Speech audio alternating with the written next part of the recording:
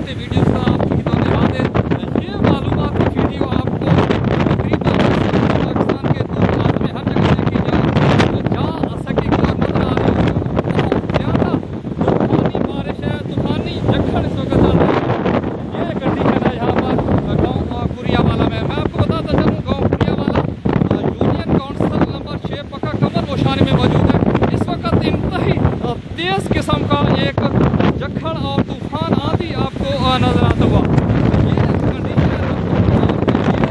यहाँ पर मैं खड़ा हूँ क्योंकि रिपोर्टिंग का शौक इस कदर है कि आपको लाइव मनाजिर और ये वीडियो आपको दिखाना ज़रूरी है। इस वक्त दिन के तकरीबन 4 बजने 4 बजे 5 बजने और ये सूरत हाल है गाँव और कुरियावाला में। इंतही तेज़ जखड़ और तेज़ और ये वो काम है जहाँ पर मैं बहुत ही खतरनाक मौसम इस वक्त यहाँ पर बन चुका है। अल्लाह ताला हमारी कोताहियों को, हमारे गुनाहों को माफ़ फरमाए।